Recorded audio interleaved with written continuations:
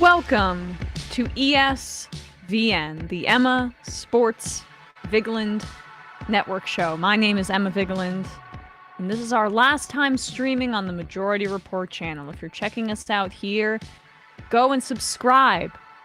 YouTube.com/ESVN show. You will get all of our streams, all of our live shows in the future. So check that out. That's where you get OT, where you can hear about Bradley's and my picks against the spread for each week in the NFL. And once the NFL's over, we gotta like get creative with that. But we're in the middle of a competition, and I gained a game on Bradley this weekend, but only because of our levels of incompetence, respectively. Hello. Hi. Yeah, and also I'm wearing black in mourning. You mushed yourself by picking the Jets against the Patriots. For my 0-3 week, my heat check is no longer. Yeah. Let the drought begin. Well, I'm sure you must be really pleased with yourself, Emma. I hope you're really happy. If my week had been better, if I had gone 2-1, say, and had gone with my initial instinct to go with the Panthers against the Ravens, which not in terms of winning, but with a plus 13-point spread, I just knew that was way too much. They ended up covering, but unfortunately, the Eagles totally let me down by only winning by 1 point. But right. Anyway. How are you? I'm upset. Yeah. Broadly, for many reasons. Existentially, emotionally. Well, we will mentally. get into the Jets soon. I mean, we got to do like a little bit of housekeeping. And by that, I mean, everything that isn't our NFL coverage out of the start. Let's just get it out of the way. Let's get it out of the way before we really get deep into the misery here. Exactly. I mean, and the Giants game was infuriating as well. It took me back to last year and the years before. It was a rough week for New Jersey-based New York football franchises. Yes. And like, again, we will get into all of that. But right now I'm currently monitoring the results of the US v Wales World Cup group game. Happening right now. Yeah. If you're listening later, this is happening right now, and it's 1-1. And the United States had the lead until very recently, so we'll see how this ends up. But on the topic of the World Cup, it's been a bit of a disaster so far, as has been anticipated for many years, with just the stadium the stadiums all had to be built. The country where this was being hosted. How can we be mad at Qatar for being such big job creators? You're right. They're just creating jobs. I know. I don't know why I hate small businesses. But I mean, like, we could have seen this coming. Small aristocracies. Yeah. I mean, it's totally fine to critique Saudi Arabia, but I gotta take it easy. I developing country. It's doing its best. Doing its best as hundreds of migrant workers die in the process of trying to make these facilities that will probably most likely not be used after this is over. Talk about like a lack of sustainability on many different levels, including just like the resources that it took to build these facilities that will never be used again. The fact that this is taking place in one of the hottest countries on the planet, and thus housing people requires a significant amount of like energy to make sure people are comfortable coming from different countries. But that's not really even happening. We have a TikTok here from somebody who is staying in one of the fan villages, and like the accommodations it's not Fire Festival level with the mattresses being wet, but it's not far off. And at least when you're comparing it to the Fire Festival, the mattresses are not wet. People were not sold on this being a luxury experience. And so that's kind of where the differences end. So this is just a fan who is staying in one of the World Cup fan camps, taking you on a tour of where some of these fans are staying. Come with us as we stay the night in one of the World Cup fan camps in Qatar. So one of these tents is £175 per night. It took us a while to find reception, but we found it in the end. This is us getting shown to our tent. Here we go. Welcome to my crib. It says pretty basic, 2 single beds, and the ground felt a bit bumpy, so I had a little inspection, and yep, that is sand underneath. There was electricity and pretty decent Wi-Fi, and we had 2 padlocks to lock our tent. So this is us checking out the facilities. This is the toilet. Unfortunately, this area didn't have any toilet paper, so we had to go searching for that. I would maybe advise letting the water run for a bit before you brush your teeth. Oh, and here's Nesta saying goodnight. Night, Nesta. Now, we woke up the next morning, and the first thing that hit us was the heat. It was pretty hot in there. That's 29 degrees. Did have a fan, though, but over at this 80 point, it just felt like it was pushing hot air around. Fahrenheit. We got a breakfast box in the morning with a small bottle of water and an instant coffee, but there was nowhere to fill up with hot water. Off for a shower in the morning. Just snorted. But unfortunately, I forgot to pack a towel, and there was none at reception. We had a bit more of a walk around, and it still felt slightly unfinished, considering there was 2 days before the World Cup. The staff assured us it would all be open in time.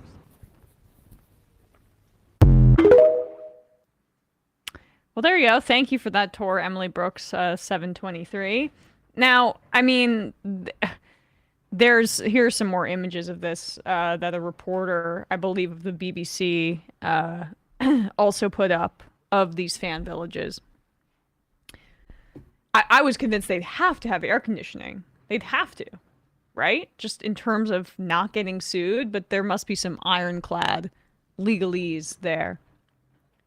We spent the night in the fan village near Lusail Stadium. Guests slowly checking in to find they couldn't buy drinking water, blah, blah, blah. It's 30 degrees. So again, that's like 85, 86 degrees Fahrenheit. Near a shop, an hour walk. No one knows where the wristbands are. We're told the festival is meant to kick off at 6:30 p.m. I mean, like, the whole wristband situation is very Fire Festival where you have to load up your wristband to pay for money, so they get cash up to pay. Oh wait, this is Fire Festival. Damn it! This is it? I think this is actually Fire Festival. Oh, I got fooled. Another fake Twitter account. Wait! I think that's actually it. No. Yeah. Wait, no, they're showing Johnny Infantini's face there. Okay, so am I? I think you're that's No, this is okay. That's the FIFA president holy right there. shit. Okay, so I just got completely fooled. You incepted yourself. I know, right? Twitter has me all in my feels here. I'm nervous that I'm getting stuff wrong all the time. I mean, okay, so there we go. Yeah, this is not Fire Festival, but it is also on gravel with the ocean right near. Yeah, and so no, like, the water does not necessarily seem to be clean. People have to load up wristbands to buy water, and that system doesn't appear to be working that well. You also have a situation where the ticket app apparently crashed ahead of the England game, so people who thought that they were able to get in on their phones were not able to do so. And on top of that, beer not being served at the stadium last minute, because despite the fact that FIFA had this multi-million-dollar deal in place with Budweiser, Qatar said no, we're just not letting that happen. So I'm sure Budweiser is thrilled to know that all of their money that is going to sponsoring this global event will also include 0 concession sales now. Yeah, I mean, well, apparently they're going to still sell it outside of the games and stuff, but still, I mean, it just, can you imagine England fans? What are they going to do without beer? There were some, I think, fans from Ecuador, I'm pretty sure was the country, who were like, chanting basically like queremos cerveza, like we want beer. As they should. It's a sporting event. As they should. It's I mean, I get mad enough. Me. I get mad enough coming in on the train to MetLife that they stop serving beer after halftime because they don't want people drunk driving. But it's like, dude, I came in on the train. Yeah, I came in on the train. I'm allowed, please. Can't I show my Metro card or like my NJ Transit ticket to provide me with an extra beer? Let alone no beer when you pay all of this money to travel to Qatar and then you have to stay in a air-conditioned-less essentially a tent. bona fide shipping container. Yeah, or A- a shipping a container if you're sardine can. lucky. And in the hot weather. And the reason that they have to do this is because there was a corrupt deal that got Qatar to host the World Cup in the first place. They used migrant workers in horrible conditions to build these facilities, and they died. And FIFA has to kind of cover their ass at this point. A big part of their covering their ass, I should say, is this is the FIFA president, Gianni Infantino. That's his name. He decided to, really take a stand on Western hypocrisy when, people were critiquing the conditions at the World Cup in Qatar. Now, there is a case to be made, of course, that there are a lot of Western critics, white critics, people in the global north who are incredibly hypocritical critiquing Middle Eastern countries. I mean, we've talked about this all the time. The United States' entire posture on Iran is hilarious given our close relationship with Saudi Arabia. We talk about how Israel is a democracy here in this country when they have a apartheid system where Palestinians are second-class citizens and are unable to participate in the democratic process in many of the occupied parts of Palestine. And so, there's a lot of hypocrisy in the West when it comes to different countries in the Middle East. No shortage of material there.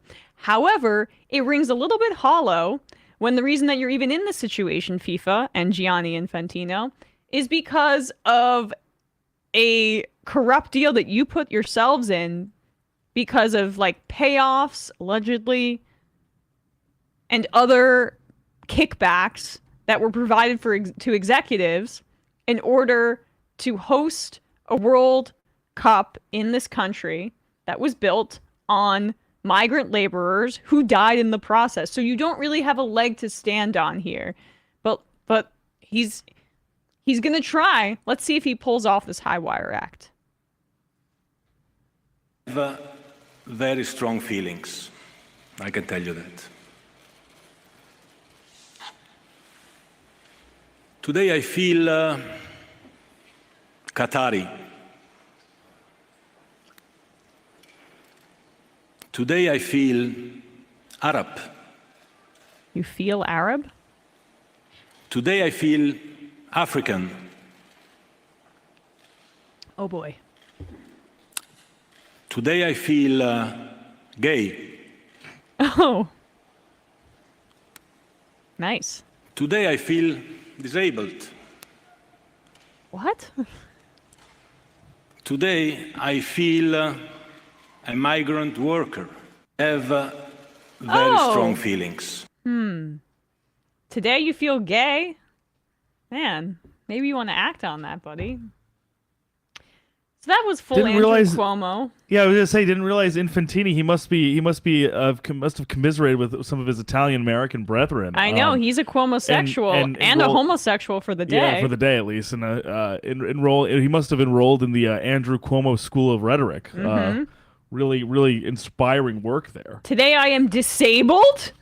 It's like, well, you know what, buddy? A lot of those signifiers, they apply to people permanently. Yeah, and they have to deal with the ramifications of all of that while you sit up there in your suit and basically reap the benefits of blood money for a global soccer tournament. Yeah. So you really aren't disabled or gay or a migrant worker. Because you know what? Unlike some of these migrant workers who paid the ultimate price for building these fucking stadiums, they're dead and you're not. It is just shocking that he even went to the gay part. That's when, of course, it descended into utter madness because homosexuality is illegal in Qatar. It's punishable by a few years in prison, I believe. Maybe not the time to be making that case. But these corporate executive types, they don't know anything other than indignance as a way to deflect. Either they lie or they're indignant. And he chose the indignant route. I think lying might have been a little bit better. I also I get frustrated seeing people listen, as you said, you're correct. there is a level of hypocrisy when it's impossible to also ethically consume anything here. Mm-hmm. No question. But that shouldn't then flatten or dilute the extreme ethical problems that come with hosting this tournament in this country under these circumstances. It's like it doesn't saying, cancel one of them out. This is not a zero-sum game. Yeah. Just because America is shit doesn't mean this isn't shit also. A lot of things, there's a lot of shit to go around here. yeah, it's like saying, climate change is really a systemic problem, and then after you make that case, shooting like a rhino in the face. It's just like, Yeah. okay, well that doesn't excuse it's your actions on this front. Like, okay, you made a larger critique about how we can't exist in a society without being a part of that society, right? Or you can't, like, critiquing society. We still have to be a part of that society, right? Like the idea, but you don't need to actively make it worse. right? Like this wild idea that like he's checkmating the United States and other countries because like we've also committed human rights atrocities. So does that negate the other human rights atrocities? Yeah, like, Or okay. are those does that resurrect the migrant workers who died building these stadiums? Yeah. I don't think so. Dude, like, if you want to, we'll see this point. There's probably no country on earth over the past 50 years that has been responsible for more deaths in the world than the United States. Okay? Boom. That point is agreed on. What now? What now? Yeah. The point is that, like, that's nothing, that has nothing to do with what you have structured here. What did you expect me to think after that you said that, Johnny? Oh my God, I'm a migrant worker too now. Yeah, I guess so. I mean, it's like, I'm gay and disabled and a migrant worker and Qatari as well. those are the magic words, and Jeez. and you are then like Freaky Friday into one of their situations. Yeah. Anyway, cringe. Yeah, well, and then, but other than that, that's kind of like, other than that, Miss Lincoln, how was the play? So U.S. is tied with Wales, 1-1 still as of now. England kicked the crap out of Iran, which was I'm not particularly surprised by severe talent disparity there. But it's early. There's still it's still just the group stage. There's a lot more footy to be played, but at any rate, obviously it's one of those things like you can't. I have no qualms with anybody watching this because like we've said, like there's not a whole lot of ways to ethically consume literally anything, let alone national institutionally backed sporting events. And it's not as if any of the other ones before this have had any less of an ethical qualm as well. You know, they were bulldozing favelas in Brazil to make way for stadiums that they never use anymore. They were prosecuting and penalizing extrajudicially gay and queer people in Russia in the one before this. It happens everywhere. All of these events come with that fraught moral calculus of enjoying the event while knowing what it took to make it happen. The Olympics are like this as well. I mean, the Olympics 100%. should be in one location every year because when they aren't, it involves unethical labor practices like we discussed, the displacing of indigenous people, poor people in many of these countries to build these kinds of facilities. And a lot of it is just like an influx of international money with very little oversight and a government that is incredibly incentivized to make sure it happens at all costs, regardless of the human toll on people's population or on these countries' populations. So the World Cup and the Olympics should stay in one spot only. And But then the geopolitical lottery the lottery wheel wouldn't continue to turn. I know, and the executives at the money FIFA grubbing and the smoke and mirrors that are and the cloak and dagger backroom dealings to get these events to bring in tourism revenue would stop. Yeah, I mean, think about how these resources could go towards just like anything else, combating climate change, housing people, feeding people, right? It's clean giving water, people medicine. Yeah, it's But nope. This is our world. But on that depressing note, let's turn to another one: anti-Semitism. Yeah, you know what? It's the you're gonna have to eat your vegetables first, folks, before we get to some games, okay? Yes. And I mean, Kyrie Irving He's back. He's He's back. back. He put up like 14 points last night against the Grizzlies, and Probably Ben Simmons' best game, to be honest. I didn't like see enough of the game to make a determination. But did he play well? Played well, had a good moves on defense, 25 points. Wow. Like very, I think people needed. I'm as much as like the next guy, kind of having like, skepticism surrounding his ability, just because he's missed so much time and had so much weirdness surrounding his last few years as a pro basketball player.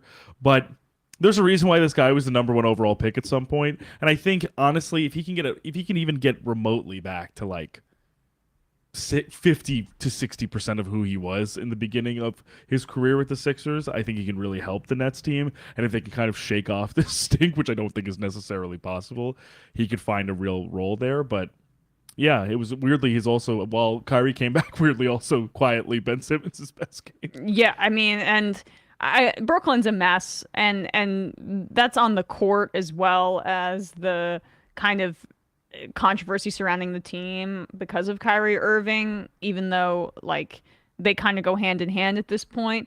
But basically, he was reinstated. He spoke about how he wanted his opinions to be had in peace, right? And when he had his initial press conference about his sharing of the anti-Semitic film based on an anti-Semitic book, he said, I'm not promoting it.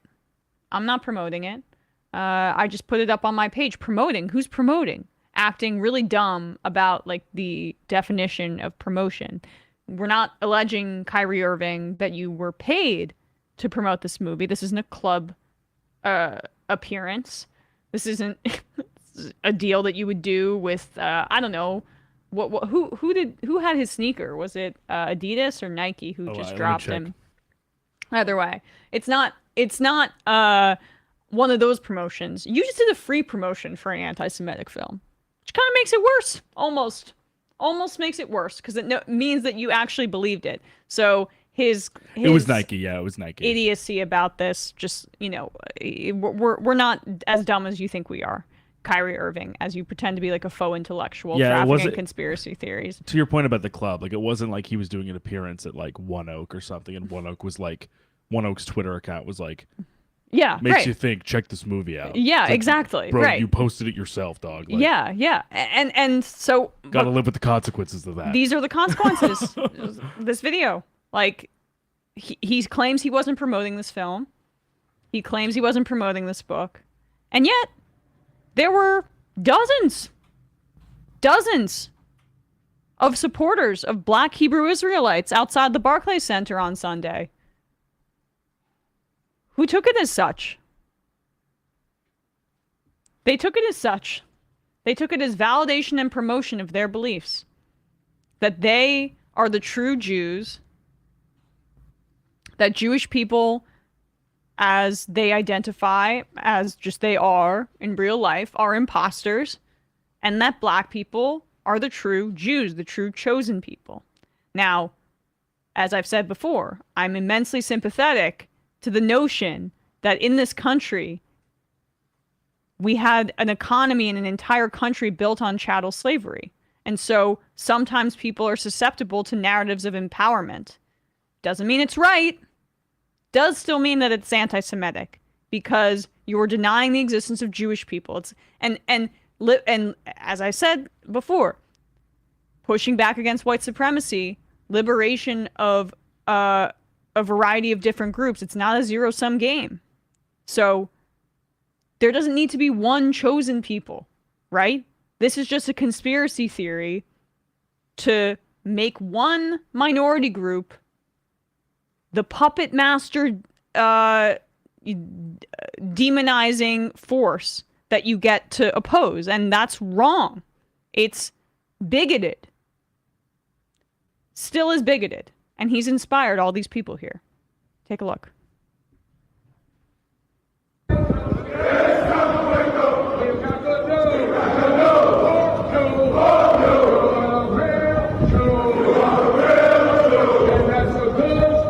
I mean, that's hundreds. I thought it was dozens. It was hundreds.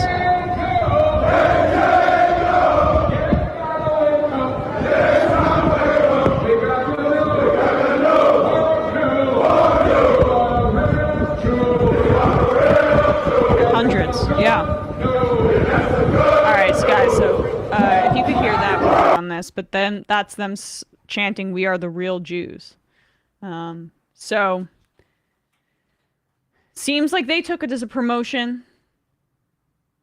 They took it as a promotion. And for all the people who are like, "Oh well, the media," they were the ones who they talked about it, and that got more promotion than Kyrie Irving actually doing it. Critique is not the same thing as promotion or advocacy. He's a public figure. He's going to get criticized. What, are people just not supposed to oppose what he's saying in these instances? That leaves the vacuum. So it's damned if you do, damned if you don't. But those people just don't actually want to engage in combating anti-Semitism.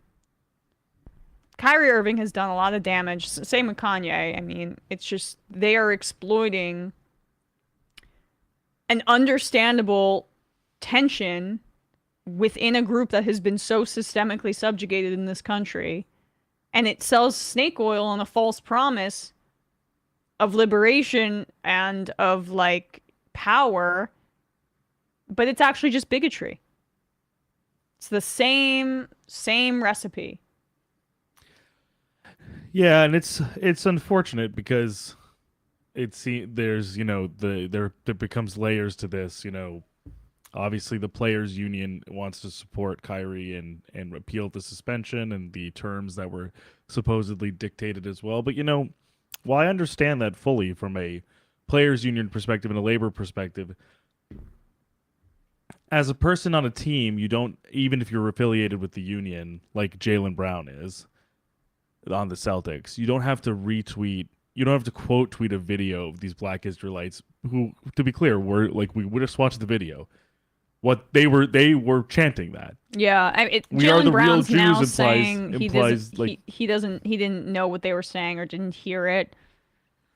I'm just gonna give him the benefit of the doubt. He's also not vaccinated. But but, okay. Well, there you go. I didn't even know that. And there's I think there's a slight reason for that, and that he has Jaylen Brown in my opinion has a little bit of the Kyrie bug as well, in that he is an intelligent guy, but he is intelligent in a way where he feels like he's it's the Aaron Rodgers, Kyrie kind of Irving like the big brain syndrome. And when you're wealthy enough, like you can find something online and it cloaks itself in faux intellectualism, and you feel like you everything you say makes sense. Exactly. And also, and I think and listen, I think I genuinely, and that's the hard thing. That's the tough thing with all of this, is that, and what's frustrating is like, I don't even think I think Kyrie, what frustrates me so much about all of this is like, I have in many different facets, like during the 2020 protests over, George Floyd and Rayshard Brooks and Breonna Taylor, like I thought Jaylen Brown was such a great voice. So was Kyrie, frankly.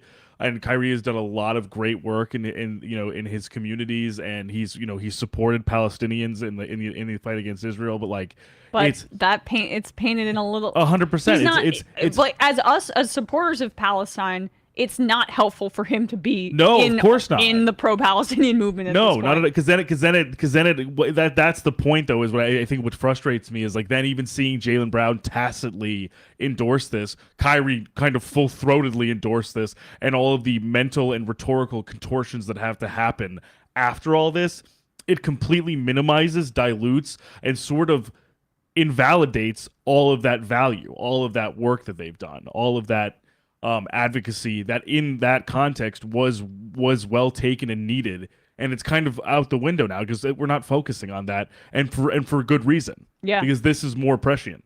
This is more harmful than the good that they did before. Yeah, the damage outweighs the benefit.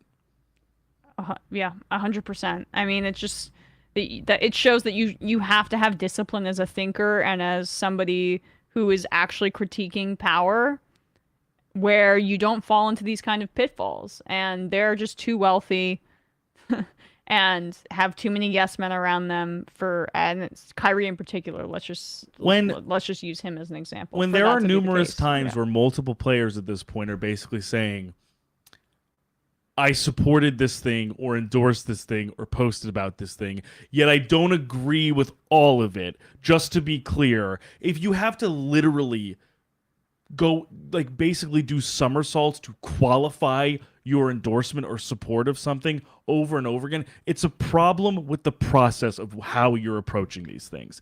Like if you couldn't hear what they were saying, or if you didn't fully understand the nature of that support, find out. Yeah, before well, you but tweet that's something. but the point is that they are from the kind of old conservative talk radio evangelical style of say something publicly in order to get what you want in the end, which is what conservatives did with abortion, lying about taking the right away until it was the moment to strike, right? I mean, And then kind of then kind of putting your hands up and being like, Yeah. oh, no, not that. not that. Not that.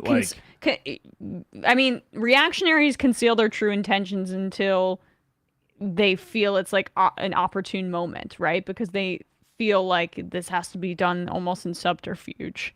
But Yeah, it's just a bummer yeah, all around. all around bummer. Let's have some fun though and Yeah, talk let's about do the it. Jets. Oh, That's not fun. That's my cue, guys. See you next week. Happy Thanksgiving. Happy Thanksgiving. Oh, and we should say a little programming note. We are going to try to get out of here early on Wednesday. So right after the show on Wednesday, the majority report, I should say, Bradley and I are going to do our picks for the whole Thanksgiving weekend, like 3:00 on ESVN. So I gotta come back somehow. yeah, we will be really early doing the show for our picks. So just check that out. We'll be on a bit of a different schedule this week. But man, okay, so Zach Wilson, what the How do you hell look? How do you is? look, Emma? I mean, What'd you think? Were you encouraged? I was not encouraged. I was not encouraged. He looked so bad that I mean, the thing is that he has physical ability, and I think if I have a blind spot in consuming football, I can be wowed sometimes by physical ability more than others because I just feel like, oh, that's, I have faith in some coaching staffs to mold a certain talent and then you can get the most out of them. But with Zach Wilson, it's like, is he moldable? Because we're getting little trickles of information that he might be a brat. He might be a little twerp. He might be a spoiled asshole. Yeah, if we can take anything from our call with Gabriel from Salt Lake City last week, his response in the post game presser after leading a offense to 3 points over 4 quarters with negative passing yardage in the second half, 9 for 22 for 77 yards in a professional football game in 2022. While the defense also held the Patriots, for 4 quarters to 3 points, and if not for a punt return touchdown that a justifiably exhausted team would make after having no opportunities essentially to take a break from protecting, I can't express this enough, a 3-3 tie to lose 10-3 while the clock expires in the fourth quarter. And then to go out and kind of take responsibility. I watched the 3 minutes of press availability he had. He sort of was like, I didn't hit open guys. He was out there for 3 minutes. That's it. Yep, then he left. Yeah. Yeah. And then the last question he received was, do you take any responsibility for, 3 points from you guys, the Jets, the defense held the Patriots to 3. And take any accountability for kind of like not being able to help them out more. And he says no, and then leaves. That to me, regardless of whatever his teammates say, or whatever his coaching staff says afterwards, is total bullshit. I'm sorry. I know he hasn't started that many games. I know he hasn't been fully healthy. You can't say that. Yeah. Because it's not true. I mean, it's a lie. It's frankly a lie because he actually did put them in a worse situation. And he played like shit. He played poorly, and it wasn't even as if the Patriots defense, which is very good, I'm not disputing that, was blanketing every receiver. You can look through the all-22, and there are multiple shots he could have taken, one for a touchdown to Denzel Mims, that instead he employed the classic Zach Wilson controller Scrambled to drift his left. and scrambled to his left after taking 25-step drop back, not seeing the open guy because his eyes are all over the place and his feet are all over the place. He had Tyler Conklin wide open that he just sailed the ball that was wobbling in the air to Devin and right into Devin McCourty's hands. That's on him. That's not on anybody else. And it's a that miracle that he did not throw a pick given some of those passes, right? Like that was my issue with the Denver game, is that the reason why I was saying kind of that I almost thought it was as bad as the first Patriots game was because there were numerous throws where just by luck alone they weren't intercepted. And that's my issue, is that it's one thing if you're only making really bad plays and then there are other flashes, but if you are making not only bad plays but also preemptively bad plays, like plays that are basically like no, yes, like it's and also not it seemingly points to- taking the coaching on his footwork Right. and on his progressions. and like, the eyes. I mean, just literally both simultaneously not seeing the open man, but then also not settling or not having a consistent cadence with them either. Mm-hmm. Defenses like a Belichick defense prey on that shit. yeah. Oh my God. And it's just like it's one thing to kind of be a placeholder and while the rest of the team does a lot of great things around you. Like while the defense is pretty locked down, the running game looks good. And don't get me wrong, this offensive line is in like its 17th iteration since week 1. I understand that, but better young quarterbacks show flashes in these games and show progress in these games, and he's not showing progress. Well, if anything, he's looking worse than he did earlier in the season. Mac Jones is not having a good year, and he's regressed partially due to the fact that his offensive coordinators. I know that they have different roles, but they work together. In Patricia and Joe Judge are not offensive minds. Part of that's the reason for it, but he lost 2 offensive linemen in the middle of that game, Bradley. Isaiah Wynn left in the middle of the game, and David Andrews. And so David Andrews, the guy I always think is on the Rams, and is actually on the Patriots. but the point is that he still played fairly fine given that 100%, adversity. absolutely. And Zach Wilson, so he doesn't on the other side of the ball have that excuse, because I mean Mac Jones was getting sacked over and over again. I felt like every time I looked back at that game, he was being sacked. He was being sacked. I mean, someone was being sacked. Someone was, but I think Mac Jones was sacked more. And it wasn't a particularly close game, though. I mean, the Patriots just looked like they dominated the game from start to finish, but Nick Folk kept missing field goals, and right. So, like if he makes 1 or 2, it's. So the it's outcome, over. Like weren't even able. The Jets were not able to move the ball. They just were not able to move I the would ball. not be upset about the outcome, in the sense that if the win wasn't so bad, Nick Folk would have hit those and they would have gone up, and it would have been a 9-3 game as opposed to the kick return from Marcus Jones, which is the first or punt return, I should say. No, because as first punt return touchdown of the season in week 11. No, because as you understand, of course, since 2015, when I was 19 years old, which was the last time that the Jets when the 14-game win streak for the Patriots over the Jets started. Oh, baby! There is no bottom to the degree of ways that the Jets can find to uniquely lose to the Patriots in the most embarrassing way imaginable, given the context.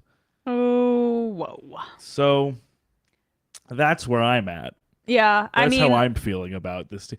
And it's just frustrating because, but listen, at the end of the day, like the one thing is like, I understand some people have been saying like on social media and NFL punditry have been kind of been saying like, one, the offensive line is really hurt and in a lot of different iterations. Like I said, it was bad weather. Like he still has a positive record as a starter and he's still very young. Like, I get all of that, but at some point I think the contribution to the culture of the team, as well as the contribution on the field, have to add up at some point and have to consistently add up. And that hasn't happened in a season and a half. That part it's is gotta concerning. happen at some point. And that's, I think, the stuff behind the scenes that maybe we don't see, where you can get wowed by his big arm and then you're like, okay, but maybe he's just not committed to winning in the same way that other guys are. Like, and maybe, frankly, and I hate to put it in these terms because I'm not trying to malign him like personally, but he just might not have the intelligence that it requires to be an NFL quarterback. yeah. The routine, what is consistent about the flashes that he has is also consistent in his drawbacks. Every time that he has a bad game like this, and I mean like a precipitously bad game, like the first game against New England, this game against New England, and the Denver game, are these same concerns, are these same desire to drop back too far, to scramble too far to one direction when he does not need to miss open guys both who are either in the red zone, approaching the red zone, or also not being able to really make anything happen outside of sideline to sideline balls, like nothing over the middle. Almost another the issue with another Wilson who. Yes, exactly. Who, I mean, Russell Wilson has a hard time seeing over the middle of the offensive line and throwing balls over the middle. Exactly, and the thing is, what concerns me is that. Yes, on one hand, it's like you obviously see what needs to be improved, but the degree of what needs to be improved and what you see that needs to be improved, that sustains. That is sustaining. The bad parts are sustaining, and that's really concerning to me. It is year two. But I haven't seen him have one game where I thought the entire game comprehensively he played well. Yeah, I understand that. I mean, and it's easy, I guess, to say I've never had an issue in my lifetime with the Giants quarterback not being committed to the franchise. Must be nice. I Emma. mean, right? Like, Daniel Jones is not going to be a top 10 quarterback ever in his career, but he works hard and his teammates love him for it. He works hard and he's smart. effective. Yeah. And he's shown how he can be effective this season. Zach has not shown that. Yeah. Zach Wilson has not shown that. And I mean, I know that Quinnen Williams said something nice about Zach Wilson after the game, but it really doesn't matter to me what they're saying in front of the camera. It really matters to me that there were multiple players who spoke to Connor Hughes of SNY with unnamed sources, multiple, saying that Wilson was, quote, walking around after the game like he isn't the problem. Per Connor Hughes, Wilson's demeanor, quote, rubbed more than a few the wrong way. Which also makes me, more that I agree that it's more concerning because I know obviously I know players bemoan the whole unnamed sources, who are you even talking to? It might not even be a real person. What that means is these guys want to talk and not be credited for it. They want to talk shit about Zach Wilson and not have their name attached to it. Yes. Good for Quinnen Williams because he's a team guy. By all accounts, he's a mensch, a genuinely good person, nice kid. He's always been perceived that way. Bless you. What? Have you not seen that video of Quinnen Williams sneezing sorry. and blessing himself? When he blesses himself. Yeah. And he's cute. He had braces when he was coming out of the draft. He's just a cute. I appreciate that he's going out there and being the guy being to perpetuate that there is still a united front, that the frustration hasn't boiled over, because that if Quinnen Williams did not go the other way, went the other way in those remarks, I think it could contribute to a still souring locker room environment furthermore. But it's not great that Connor Hughes, who was, by the way, one of the most sourced guys in that locker room and one of the most sourced, reliable Jets reporters, is hearing that from players who don't want to be those quotes attributed to them. Right. That is much more indicative than Quinnen Williams, who is going to do, I'm sure, what Saleh says. Right. He's not going to go out there and shit on Zach in public. He's just not that kind of guy. Yeah. Whereas Sauce Gardner, Sauce is permanent. Yeah, Sauce is out there tweets being this guy's ass. Oh yeah. That all. See, there you go. Right? Because let's be real, who's more of a boss on the Jets right now, Sauce Gardner or Zach Wilson? I think it's Sauce. Oh, we know.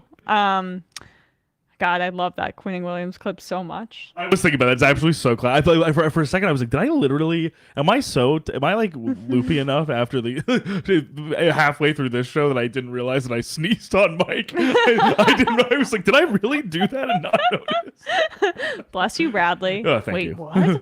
Yeah, I was like, Gesundheit. All right. Well, I'm sorry about that. No, it's important. These are These are games that need to happen for a team who is overperforming but still has a lot of work to do in certain areas. They have to diagnose it. Like they have to figure it out. Yeah. And I think that either comes with Zach making these improvements that he has to make in order to be a franchise quarterback or something close to it, or they're going to have to do a lot of soul searching in the offseason about what the plan is. Yeah, it is concerning. I mean, the fact that the again, as I said earlier, the Patriots dominated the game from start to finish. Oh yeah. They had I know time of possession doesn't matter that much as much as it used to when teams were more run heavy, but Patriots won time of possession by 11 minutes. Yeah, but because that's and to win ugly and win ugly convincingly, that's how you do it. Yeah. You don't really let the other team have the ball that much, and you exhaust the defense by making them have to continue to contain you. Yeah. So with that, do you think the Jets are making the playoffs now that the Patriots have that double game tiebreaker?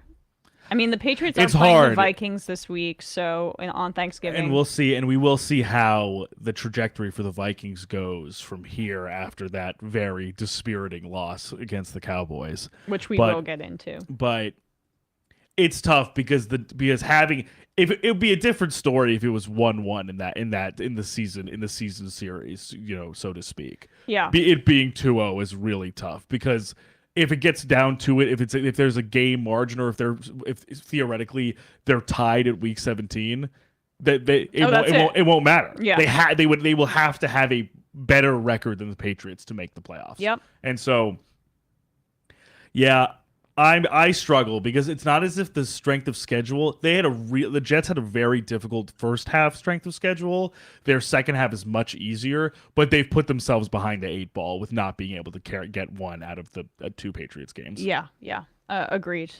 Well, speaking of, let's just get our teams out of the way because I'm like not even going to enjoy talking about this for obvious reasons, but I don't know if the Giants are making the playoffs. Like, yesterday was a really, really tough watch. The Lions, hey, congrats to them. Likeable team. Aiden Hutchinson played really well against the Giants. They're on a 3-game winning streak, but like it was a dominating game from really the second quarter on. The Giants did have a drive after the Lions drove down for a field goal that was pretty convincing, where Daniel Jones rushed in for a touchdown at the end of that drive.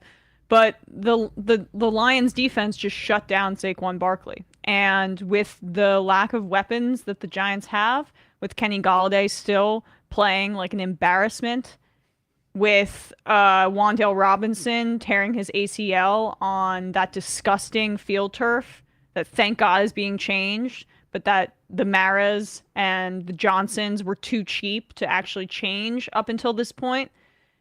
With the Giants, for some inexplicable reason, trotting out their best corner, Adoree Jackson, for kick returns, where he sprains his MCL and he'll be out for 4 to 6 weeks when they need to clinch a playoff spot. With Xavier McKinney being out because he broke his hand on a damn ATV on his bye week. Like, the Giants are the most beat up team. And I know maybe some metric will say that they're not the most beat up team in the NFL, but they're the most beat up damn team in the NFL right now. Like, it is unbelievable how little depth they have at receiver. The only guy they have at this point now is Darius Slayton. Everyone else is coming off the practice squad, off waivers. Like, credit to the Giants front office with this new regime that they keep replenishing the roster with guys off the street, but like, and coaching them up. But that's the thing is like there's such a limit to that, and that was yesterday. Daniel Jones played fine. Like, he threw 2 interceptions. He threw his first interception since like week 3 or week 4. So, but I mean, largely he's been very careful with the football. He needed to push the issue in this game because they were down. Right. And his first interception was not good, and it was in Giants territory. The Lions got it, scored a touchdown. But like, this team is a mess in terms of its salary cap. It's a mess in terms of the talent at the skill position, at skill position roles.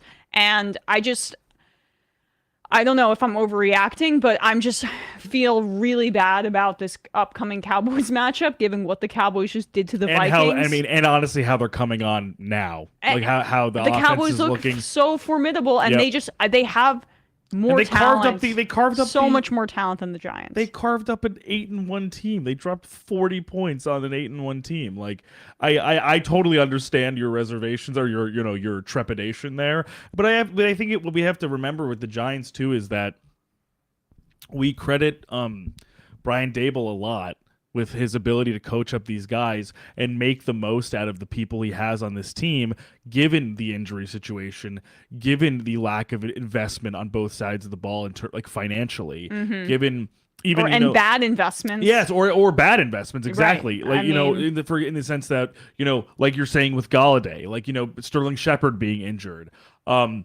Relying so heavily on a rookie tight end and Daniel Bellinger and him missing time and being actually representing an offensive cog that is missing. Xavier McKinney missing time. Dane Belton missing time. Having to rely on Dane Belton at safety, like as well as rookies, practice squad guys, free agents off the street, essentially. I mean, right tackle's out. Right, Tyree Phillips got banged up in the middle of that game, right? He was their swing tackle. Then we're putting in Matt Parrott again. He sucks. Whatever. And Adoree Jackson has not been. He's been playing. He's been playing really well, but he just got injured on the kick return because that is the one really massive coaching. Well, there were two coaching decisions in this game that I did not like from Brian Daboll. One is putting Adoree Jackson back there. I'm sorry. Get someone else. Get anybody else. Like, I don't even.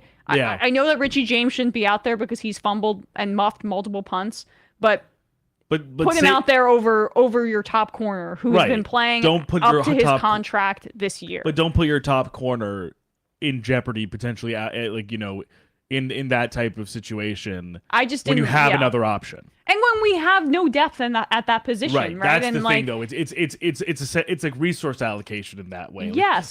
The drop from Adoree Jackson to the next person if Adoree gets injured is significant. Relative to the already kind of injury ravaged wide receiver room that the Giants already have. So go on, Bradley. Oh no, the only thing I was just gonna say about we've obviously been really championing Daboll and his ability to coach up these guys, like knowing the limitations of the roster. But what we also understand with that is the limitations of that coaching ability is that the margin for error is so low. Yeah. Because if certain mistakes are being made, or if the talent discrepancy, even against a Lions team that we've been talking about a lot, the defense is not great. The offense has been sputtering. They obviously looked much better. Jamal Williams had a great day on the ground yesterday, but Okudah went out with a concussion. So it's not as if it's not to fully excuse that, obviously, because Lions being the Lions, but. It's just one of those things where you see the limits or see the edges of what can be done with this team because of the injuries, the circumstances surrounding the roster, and the lack. This isn't like when the Chiefs have a bad game or the Chiefs have a bad 3 quarters, knowing, we have Patrick Mahomes as an ace in the hole. That he can basically pull a rabbit out of a hat and win a game for us. The wheels can fall off. The wheels can fall off, and when they do, it's hard to put them back on. The Giants are doing a high wire act right now. Yes, absolutely. And they're beginning to slip right now. And that's not the fault. I've criticized some coaching decisions. Oh, the other coaching decision was Brian Daboll not going for 2 when it was so windy and they were missing kicks all the time. And also they were down by 12. I'm not a math person, but if you go for 2 and you get it, then it's a 10-point game, and that's a lot easier than a 12-point, than a 13-point, but also than an 11-point game. Right, but also like you said, if it's not as if kicking was even providing a large advantage. No, it was windy. That was the issue. I mean, that was another reason why it was difficult once they took Saquon Barkley away. Daniel Jones actually, I thought, was throwing it pretty well in terms of it looked nice coming out of his hand in the wind in particular, but it was not a good game. It was incredibly disheartening because of the injuries, and I think that the injury losses are worse than the actual loss to the Lions, who are an up and coming team. I mean, I'm looking at the lines. No, like good for them, honestly. Yeah, you good know, for them. Jamal Williams is leading the league in rushing touchdowns. You know, It's amazing. which is wild. I really was not expecting DeAndre that. Swift owners are just so Like, not what the- owners, I should say managers. But managers. but Swift, like, you know, people expecting Swift to be the number one back, and, Yes. and Jamal Williams comes in as like has like 13 rushing touchdowns. Yeah. Jameson Williams apparently will be practicing this week, so that's exciting. No, it's definitely not a knock to be like, oh, like you said, there are a lot of variables here, and it's one thing to like. We've been talking about the real deficiencies with the Lions, but like you said, like this is a game where if the Lions were going to get right, or at least kind of continue playing a little bit better than they have been the last few weeks, because, you know, they've had a few pretty terrible losses. Yeah, but now they're on a 3-game and now they're on a streak. 3-game winning streak. Like, I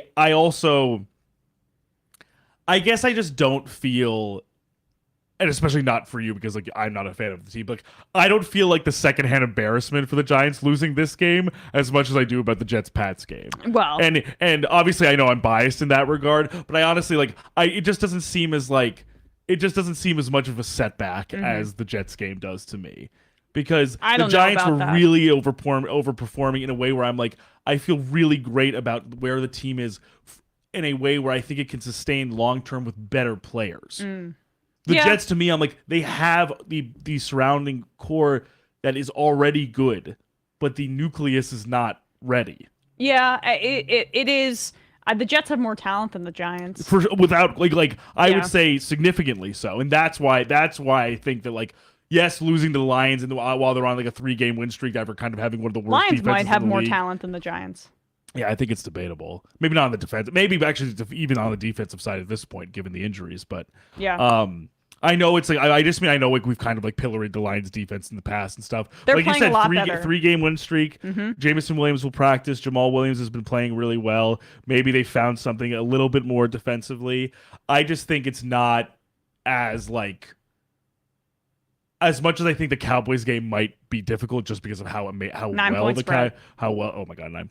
the Cowboys played. Like, I still feel like the Giants are in a place that they can build on this season, even regardless of what happens the next 8 weeks or so. I'm now just having so much anxiety about that game because it's going to be on national TV, and right. Nope, and the casual fan isn't going to know how many injuries the Giants have, and say Daniel Jones fumbles, it's going to be the end of the world in the narrative. So great, can't wait. Happy Thanksgiving. I'm going to be so drunk. I, for one, personally have never experienced a bad Thanksgiving game involving the Jets. There you go. Silver lining. Do you remember what happened on Thanksgiving? No. You don't remember what happened on Thanksgiving? Was it the Buff Fumble? It sure was. That was on Thanksgiving. Yeah. Wow, I totally forgot. It will live in my. It will be burned in my memory for as long as I live. Oh my God, that was the butt fumble game. That's amazing. All right, let's read some IMs really quickly. Spencer Nelson, Bills defense has been horribly beaten up this year. Multiple rookies starting. Trey White hasn't played yet this year. Micah Hyde out for the rest of the year, and Jordan Poyer missing multiple games. They're very beat up. I don't think that they are as beat up as the Giants. Like, the Giants lost now 3 rookies to an ACL tear. They lost Sterling Shepard to an ACL tear. Those are all, those are very, very fair injuries, I understand, but they also just have more depth. The Bills do. The Bills are a very deep team, and the standard. Well, that's what I was going to say. The depth is important. Obviously, I've been saying this before that Poyer and Hyde are like the beating heart of that defense. And like Hyde being out for the season in particular is really rough for them. But even like when they played the Jets, and lost that game, they gave up 20 points. It wasn't a beatdown. Like they still are playing respectable defense. Yeah. It's just that they are missing the 2 guys that really sew that team together. Like, they are kind of the seams to the back end of the Bills defense. So I see where they're coming from. Kowalski from Nebraska. Say what you will about the United States, but I'm fairly certain that the university systems in either Texas or California could host the World Cup and Olympics without having to really build much infrastructure prior. And I'm almost certain that the infrastructure could be used post-event. Yes. It's not a bad point. The traffic would probably just be truly truly apocalyptic. That's where the World Cup is next. So right. Because yeah. it's the U.S. in but LA. but the city's decided. I forgot whether the city was decided yet. Yeah, the Northeast USA could probably also host these events without needing much infrastructure and have a much better climate for it. A joint venture between the United States and Canada around the Great Lakes could also host these for the same reasons. Basically, I want the Olympics and the World Cup in Michigan. Yes, exactly. Yes. Shot put in Comerica Park. Yeah. Just see some steeplechase in a Ford Field. Yeah, I mean, I'd love it. All be for absolutely that. Great. All for that. All right, let's talk about a few more games here. Well, let's just talk about the Chiefs-Chargers game really quickly. Despite it being the most exciting game of the year, I don't think we learned too much more. Chargers played better. Chargers played a good game. Herbert played well. Their whole team is designed to beat the Chiefs. And it is true. They can't beat the Chiefs. And they still can't beat the Chiefs. And I mean, they have a beat up Chiefs. It's not even like this team is fully healthy or like fully at complete strength, like on either end of the ball, and they still can do it. Juju. No Mecole Hardman. Yep, no Kadarius Hardman. Toney, shocker, hamstring injury in the middle of the game. What the was their plan for Travis Kelce? Like I was told going into the game, Derwin James is going to be able to run with Kelce. He's going to be able to manage him. And I saw he was burning James one-on-one. And like you said, the kind of point of Derwin James in that for his position in that defense is to kind of be the tight end, like a guy who kind of sucks up the tight end or like neutralizes the tight end, and Kelce just glid past him for 3 touchdowns. I mean, like it wasn't one big possession, one big game breaking yak opportunity or something like that. He was just knifing him and knifing the Chargers secondary the whole game. It was painful to watch. I mean, as somebody also in one league facing Travis Kelce, like, but it just. I was shocked because their whole defense is supposed to be able to. If we can't beat the Chiefs, we can't win the Super Bowl. If we can't beat the Chiefs, we can't win the Super Bowl. We have to get them out. We have to get out of the division. And there has been some success with limiting Kelce and some of his damage in the past with Derwin James. But like they were getting him open in really creative ways too. At the same time, I am still not taking Brandon Staley off my shit list. You are a defensive head coach. They do not have their top 2 wide receiver. I mean, MVS was playing, but one of their top 2 of their 3 top receivers in the game, and Juju has been their best receiver this year. Figure out a way to double Kelce, have some guy on him, some sort of like hybrid spy type player, and let's go. But this was... it's like they hung Derwin James out to dry and also did not game plan. But it's also not as if like, it's not as if like Nasir Adderley could do anything either. He was getting torched by Kelce also. Yeah. Like there was no, they were doing some, I think, decoy stuff too a little bit where I feel like, which is like, obviously a Chiefs strength, which is like kind of make it seem like a certain route is the hot route, is like where Mahomes is going to go immediately, but then just something develops behind in the other way. Like where, so Kelce, I think either the first touchdown or the second touchdown, I mean, he was just wide open. Yeah, just wide open. And he goose stepped into the end zone. He I mean, and then you have canned into the end zone. It's like it's embarrassing. Like like you said, Brandon Staley was the defensive coordinator of the Rams. Like if anything, this is not supposed to happen. Right. Like, if anything, it's not. This is supposed to be this is your beat, dude. I mean, let's find some creative ways to set your defense up. I'm just growing more and more convinced that the Chargers aren't going anywhere with this guy as the head coach, even though, I mean, I don't think their talent is as overwhelming as has been previously advertised, especially at the receiver position. And then, of course, Mike Williams plays once, like a few snaps, catches a ball, comes up limping, leaves the game. Keenan Allen being back was good for Justin Herbert, but it was a little bit of the same kind of deal after that first great drive where he had that explosive touchdown to Josh Palmer, Mr. Canada there. And it's like they game plan to get that for that drive and then kind of drop the ball for the rest of the game. Like they just did not have more tricks up their sleeve in that way. So I don't think we learned much new except for the fact that Mahomes is probably the MVP.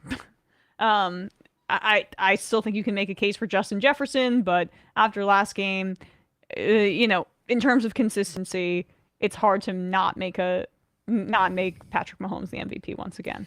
Just because I think with Mahomes now, it's like you're seeing the ways that he can win, and it's basically endless. Mm-hmm. Like the ways he can contribute to an offense's success with whatever pieces are around him. He was throwing balls to a few guys. I didn't know who they were. Oh yeah, Fortson. Fortson, Kalen Fortson. Yeah. And there's another guy, Watson, I think, and like a Watson. Christian Watson. Justin Watson, because Christian Watson's the Packers guy. Yeah, no. And I was just like, oh, okay, now they're random just white guy. Yeah. Now they're just impact players on this Chiefs offense. I guess it just simply doesn't matter who's in that uniform, and he can get them going in a way that's helpful to the team. And that's the magic of Andy Reid too. Oh, 100%. I mean, it's just the perfect combination of just such a dynamic and exciting and youthful. And I say youthful with Andy Reid in the sense, obviously he's been around for so long, but his offenses are like. Certain guys, I'm Mike Tomlin. Certain guys' offenses they stagnate at some point. They stop growing. They stop evolving. They stop adapting to their personnel. With Andy Reid, that never happens. I mean, obviously he has like the muse of all muses for an Andy Reid offense in Mahomes, but you see just the peaks of their creations together, and it's like beautiful to watch. Oh yeah, and. I will say, we've said this before too. I mean, we were saying this last week. I feel like when we were sort of talking about, the MVP award or just kind of like the highlight players of the year. Mahomes potentially being MVP and Tyreek Hill also kind of making a offensive player of the year case as well. He being in the conversation given how well he's been playing. Seemingly, just so far, one of the rare trades where there was kind of a bet on both sides to make, and it seems to be working so far. Oh yeah, in a way that I was really not expecting. Like the Chiefs making this move was kind of a acknowledgement that they obviously need to keep the finances and the scheme and like the roster construction Mahomes centric, not Hill centric, meaning that. Even if there's a big loss with Tyreek's production, there's a confidence in Mahomes being able to make up a fraction of that. And it's clear he's been able to do so and then some. And then on the other end of it, Tyreek has essentially revitalized this Dolphins team. Yeah. And made everyone around him look better than they did before. I mean, obviously, of course, Mike McDaniel is a huge part of that as well. But, this guy's going to potentially almost get near 2,000 yards. Yeah. At the end of this season, if he keeps going the way he's going, so like it's really kind of impressive to see an NFL trade where you're not like either A, this team is getting fleeced, or B, this is going to look really bad when the chickens come home to roost in terms of the years or the need to re-up or things like that. I mean, we'll see obviously how it goes, but I'm just like I'm surprised at the immediate return that both teams are seeing by making this move.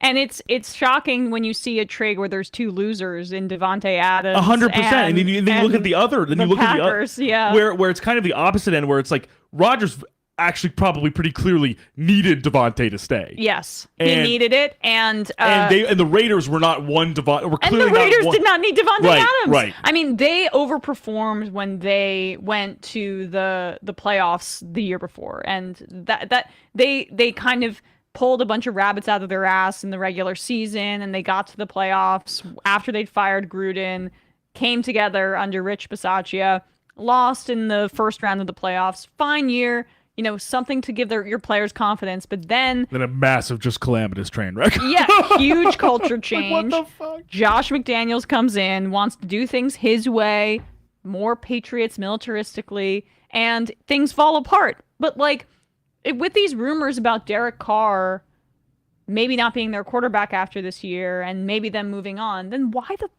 did you trade for Devontae Adams? It's interesting because like they think the inversion from the Mahomes Hill thing is like I was saying, like clearly like Rodgers, given how the Packers looked, needed Adams, but then clearly the Raiders didn't necessarily.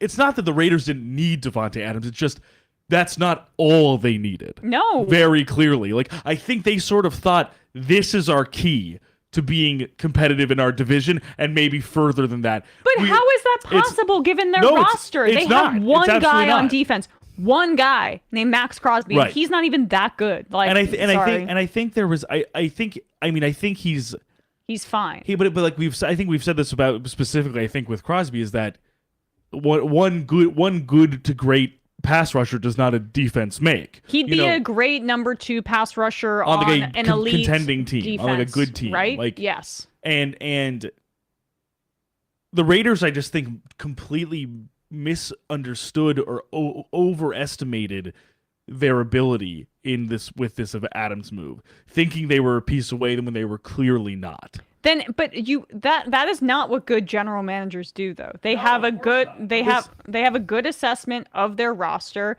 and especially if you were considering moving on from Derek Carr next year, then you do not make this move. You have the draft capital, you maintain that. Now they did end up winning this game, but they're in a rebuilding type season with a top paid wide receiver who is not going to get any younger on their team, considering moving on from the quarterback who was the whole reason that he wanted to go there in the first place, because they're buddies. And look at the draft history. I mean, credit where credit is due. Caleb McGarry is definitely playing better than he has been. Excuse me, not Caleb McGarry. Colton Miller has been playing very much better than he has in the past.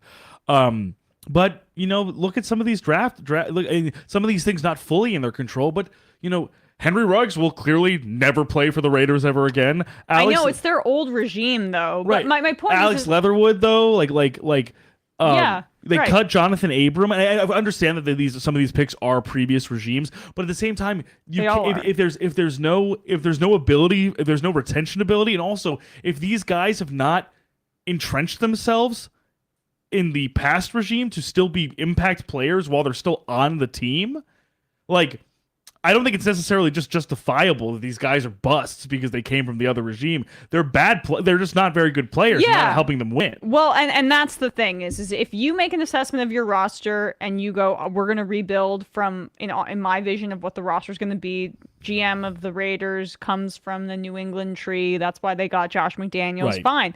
Then you don't make a trade and trade away assets for a receiver. You just don't. It's terrible team building. And so, let alone the fact that the Packers basically just insulted Devontae Adams and should have extended him from the get-go. And they pretend all the time like they're in the market for receivers and that they're going to pay receivers, and they never do it. So I don't take clearly, right? Like in a sense, we're definitely wanted to trade for Chase Claypool. Just kidding. Like they never actually pull the trigger. They just do a PR campaign after the case. And if we know, and if from what we've been led to believe, and not like just fully led to believe, this is also based on Adams's play.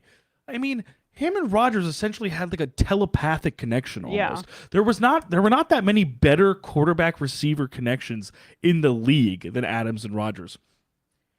To leave Rodgers, 39-year-old Rodgers, with Alan Lazard as and Randall Cobb and then 2 rookies as your wide receiving core is talk about team building. It's freaking malpractice. Like, They cut Amari Rodgers too. They cut and then also talk about other also like just shedding resources. Like did that guy couldn't hack it in this system? That guy third overall pick in 2020 third round pick, 85th overall in 2021 draft. So a year goes by and he can't find a place on this team. Is that because he's bad, or is it because they don't really know how to use the personnel that they have? Yeah.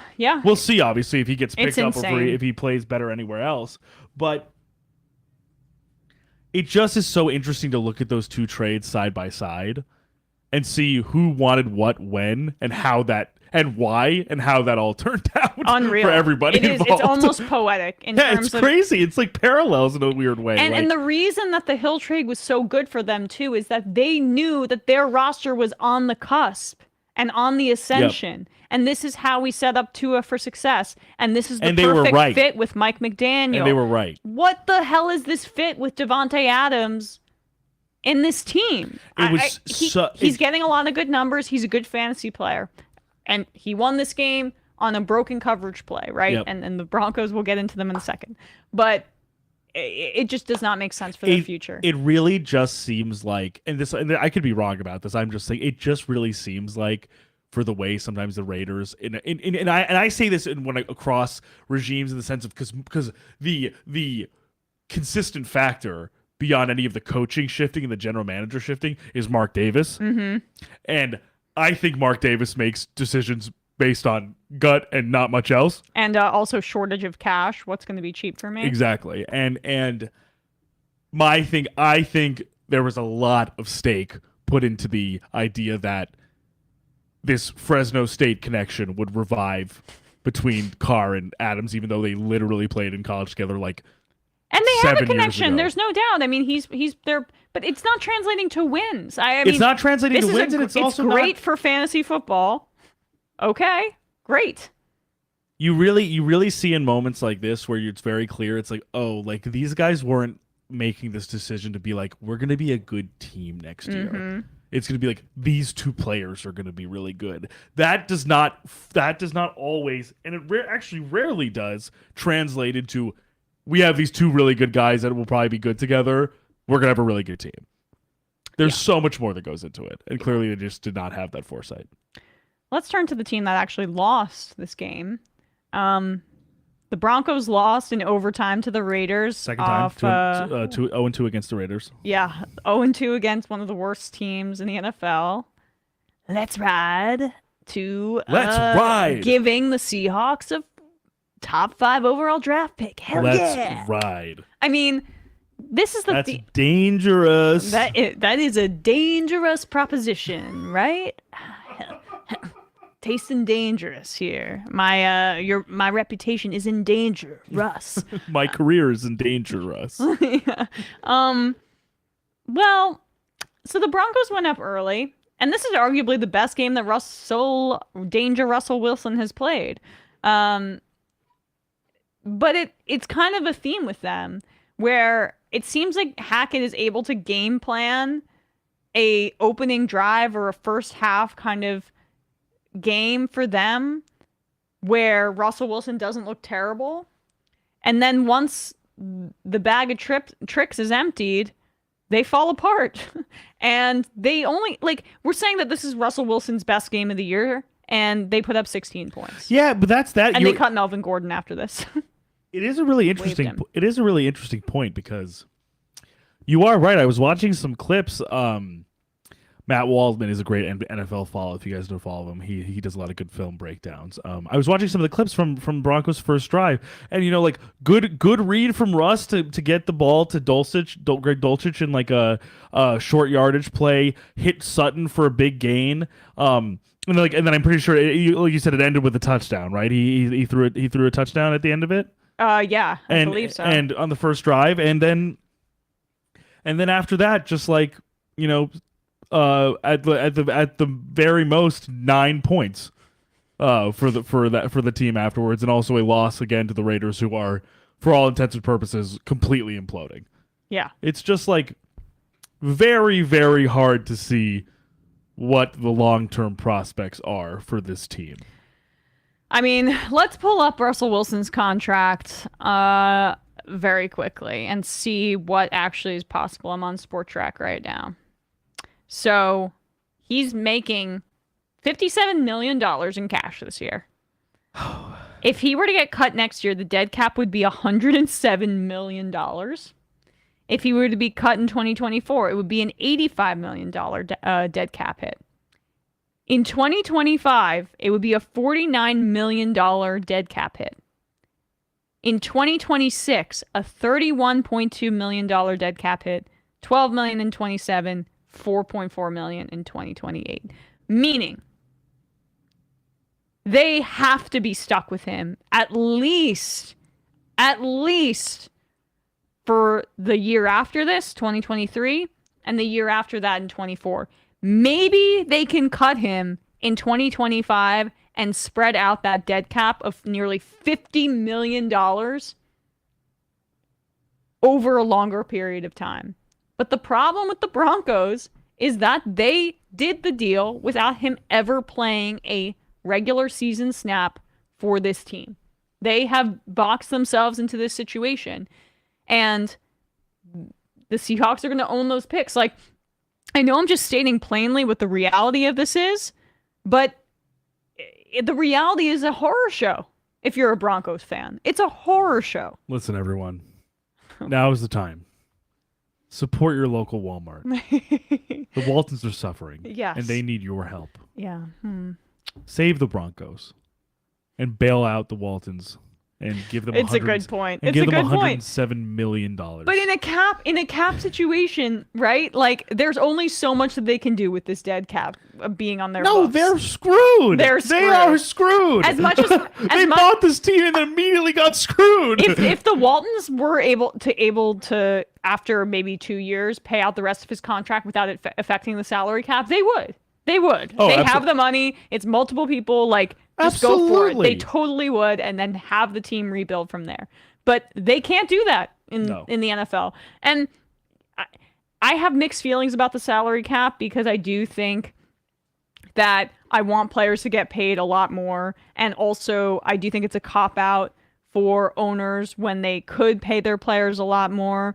And it allows for lazy owners like Mike Brown or owners that are bad with their finances like Mark Davis to not manage their teams correctly and not do the right things by their players in some instances. But there is a drama that this creates because this isn't a situation that the Broncos just cannot get out of. They just can't.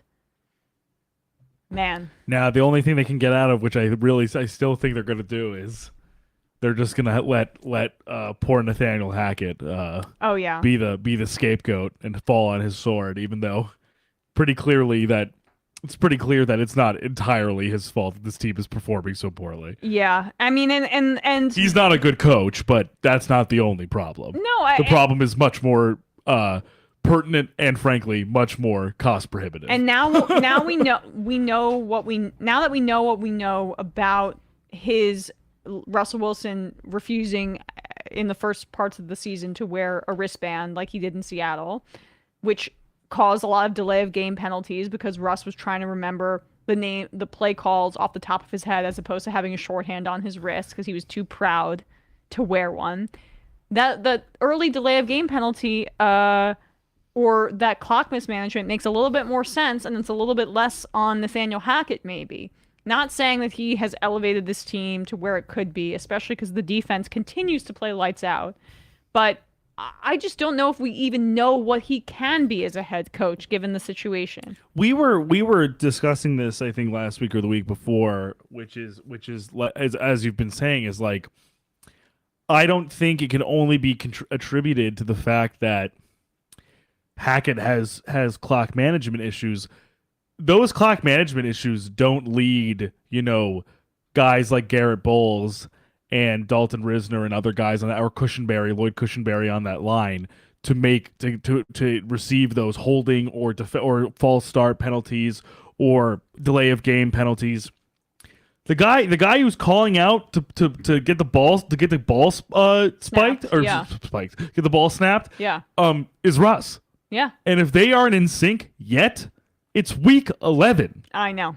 We're more than halfway through the season. If they can't get a proper snap count off, if they are not accustomed or comfortable with the way Russ's play cadence comes out, I can't blame Hackett for that.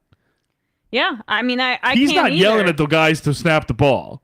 Russ is. And it's just like, if you're Melvin Gordon, I know he's been Mr. Butterfingers and he hasn't played very well, but or if you're someone on that team that sees your friend Melvin get cut, and then Russell Wilson's walking around there, multi-$100 million man, basically ruining this team single-handedly, the vibes in that locker room must be rancid. Rancid. Everyone else is going to bear the brunt for this guy. Right, because frankly, they can and he can't. Just from a pure zeros and ones standpoint, this franchise economically simply cannot withstand the financial burden of parting with the guy who is the biggest problem for them. Yeah, can you imagine if they just benched him though? I mean, What would that look like? I don't know if they can. but that's the other thing though, is I don't think so. I don't know how they could do that. This guy's so fragile and his ego is so fragile that if you do that, it's just going to be it's going to Worse just than make not. things worse because he's going to spiral. I don't know. It's an amazing what a joke this era of Russell Wilson in Denver has been. And it's hard though, because from what you're saying, like it's one thing for like Jim Irsay to do that to Matt Ryan, for example, when the Colts weren't expected to be that good. We're expected to make some noise in their division, but did not have nearly the expectations that this Broncos team did in one of the better divisions in football, or what was supposed to be, one of the better divisions in football. But you wonder with a new coach, new quarterback, high profile new ownership group, what the optics would be and how that could be withstood if they were like, we got a bench Russ. Yeah. And if his backup, who I think is Brett Ripien, who's a total rando, if they started playing better. Oh my God. I mean, Ripien already played this year when Right. Russ had his hamstring. But it didn't look much better. But at the same time, it shouldn't look comparable. No. It should not. It should not be like even or like 53-47 or whatever, between the two in terms of effectiveness. All right, let's turn to the final game that I feel like focusing on today, which is the Cowboys Vikings. Yeah. Well, we saw who's a way more talented team. And the Vikings are a really fun story this year. And one loss does not make a team in the sense that, hey, the Titans are playing really great football and their defense is coming together a lot. And they lost in incredibly embarrassing fashion in week 1 to the Bills.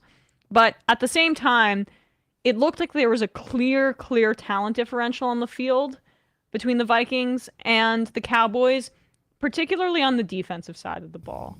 I mean, the Patrick Peterson, it's a nice story. There's some good veterans on the Vikings defense, but they couldn't stop shit. It was an embarrassing performance by that defense. Dak was basically just kind of like dicing them up and like scissoring them, basically. They didn't knifing punch through everything for a really long period of the game. And Kirk Cousins was strip sacked on his first drop back by Micah Parsons, who was all over the field once again. I mean, the Cowboys, it doesn't translate in my lifetime to championships, but when was the last Cowboys Super Bowl? Must have been the mid-90s. Yeah, I mean, I was born in 94, so maybe that's 1995. Oh, 96. So in my life, they won in 93, 94, 96 against the Steelers in 96, and against the Bills twice. I mean, they were two of those teams. The Giants was one of them as well. I think this goes to show that, when they were banged up, and obviously it was a big challenge in the beginning of the season when, Dak going down, Dak also not looking particularly impressive before going down. I think there was a lot of real concern and understandable concern with what was going to befall the Cowboys this year after that start to the season. But we're seeing what like the peak form of this offense can be when like Dak is firing on all cylinders and just making throws and making plays just surgically with no mistakes and just like kind of being a few steps ahead of all the other pieces on the field, with all the blocking looking sound, all of the plays looking sound. Kellen Moore calling a pretty like near perfect game, I would say, in terms of offensive play calling to get 40 points while having a stifling defense led by who we probably still think is going to be the defensive player of the year in Micah Parsons, combined with the right dosage of Tony Pollard being the explosive running back that should be the one taking the majority of carries as opposed to Zeke. Yes. And the run game looked fantastic with Dak. Tony Pollard is a top 5 running back in the NFL right now. Is there Saquon Barkley, Derrick Henry? No, I agree. So I would say Saquon Henry, Nick Chubb. Kamara. Not in this order. I'm just saying Saquon, Henry, Nick Chubb, Pollard, Kamara, or Dalvin Cook. Yeah. So whatever, it's arguable. It's arguable. I mean, but I would say Pollard. I would say Pollard, Chubb, Henry, or not on the field. And what I was just saying, earlier about like when they don't win championships this way. They do. The Cowboys have stars in the sense that they always do have, even when they're bad teams. They have just guys bright who jump spot off players. the page. Guys, it doesn't always come together, but this team is really scary, and they're coming into their own now. Yes. Their star didn't shine bright too early. This is kind of like a really ideal spot for them for everything to start syncing up and connecting, for the defense to be playing this well and this consistently, now combined with a healthy Dak who's playing really well and playing, and the offensive line's football. playing a little bit better. The line is improving, as we can see by how effective Pollard's been, by having the run blocking just being exactly what he needs to kind of gash these defenses. I was just very impressed, because it's one thing to beat the Vikings, beat a team that's really been performing very, very well, and who we've seen honestly gut out some tough wins. And it's not as if every win has been an easy one. They've basically, their margin for error has also been pretty small. I think if I'm not mistaken, they may have some point differential of like -1 or -2. Like, they've been locked in close game after close game after close game and won. And I mean, some people would say, of course, there's a bit of luck involved with that, and there's like some regression is probably in order, but they've also stuck in those games. Yeah. For the Cowboys to beat them by. Oh, and we left out McCaffrey. Oh yes. God. Oh right. yes, of course. That's a good point. Yes, very good point. Sorry. So Pollard's in the top 10. To beat them by over 5 touchdowns. Yeah. Is a really, really resounding signature victory. Yes. For the Cowboys yes. this season. Yeah, it is, and they can be streaky, but they have a very specific team build, which is that they're flashy and they're fast on defense. That's the thing about them, is they have closing speed. Yes, and ability to just kind of break on the ball and make these plays. And that's going to be harder for them when, say, they face a team that has a lot of size. Like, I don't know if they play the Titans this year. They do play the Titans this year, because they play the NFC East plays the AFC South. Like, that's going to be a problem for them, I think, because the Titans are so big. They're Titans, but they're literal and figurative Titans. Yeah, but I like I think going to be an interesting matchup whenever that happens. Did they play them already? I'm just trying to make sure. The Cowboys play the Titans? No, they play them on the 29th of December, so second to last game. Oh, okay, got it. But just that'll a game be an like interesting that matchup. will be really interesting. Even the Eagles, they lost to the Eagles earlier in the year when they didn't have Dak Prescott, but the Eagles do have some size, and the Giants' defensive line will be the one thing that creates some problems for them, because they have size as well. It will be interesting to see kind of like Pollard fit up against like Jordan Davis. Or Davis has been out, and that's I think what has been part of the issue with the Eagles. But Dexter Lawrence. I was going to say exactly. We'll see that on Thursday. How these guys how the Cowboys line and Pollard can match up against like a fitting up, run stuffing tackle like a guy like Lawrence or a guy like Davis. And it's just crazy too, because as much as I hate Mike McCarthy, he's been managing this team the right way this year. We'll see when it gets to a single elimination setting. That's all the anvil-sized caveat is, hey, actually, Mike McCarthy's been looking pretty good. He's like, oh, the too many warnings coming up. I think I should throw my challenge flag and call it timeout. Yeah, right. I mean, he had that moment against the Packers. He was like, oh, I'm in the place where I've done this so many times before. It's like, what do... Oh, it's like when... Time to, instead of kick a field goal, go for it on 4th and 3 in overtime. Do you remember that episode of SpongeBob when he is like being a fine dining waiter, and Squidward tells him like the only thing you can need to remember is your name and fine dining. So he actually like removes all of his other memories and thoughts. I don't And he's like, that. I don't know anything but fine dining. It's like Mike McCarthy's like, I don't know anything but calling a timeout at the worst possible moment. I can't do it. I don't know anything else. Yeah, well, I think that the Cowboys are going to beat the Giants by a touchdown. That's my anticipation, and I will cry into my turkey. Mm-hmm. That will be And that. wine, hopefully. Oh, certainly. Gobble. How early can I start? Well, when it's being socially without it being socially unacceptable. 1 o'clock somewhere. Yeah, I guess. 1 o'clock wine. I mean, I don't even go that far. I'll have a beer at 1 o'clock, but 1 o'clock wine, I'd be screwed. It's a cry for Oh my God. Anyway, all right, guys, we're gonna take a quick break. Then we'll take some calls from you. Read some IMs. The number is 646-257-3920. Take a quick break. Be right back.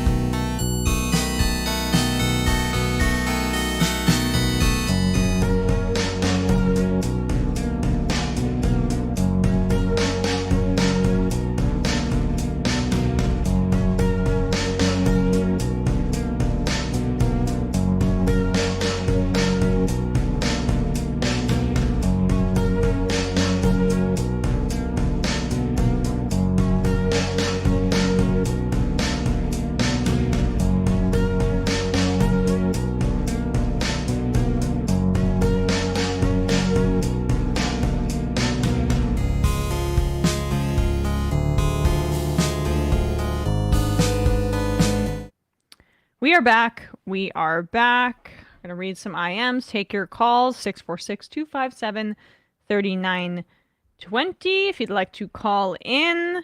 And if we have any Bears fans call in, I'm so sorry about Justin Fields' shoulder. At least it's not his throwing shoulder. Okay, so non-throwing. Mm-hmm. Okay, it was his left good. shoulder. He had just another freaking unbelievable touchdown run against the Falcons. It's becoming a freaky weekly athlete. thing.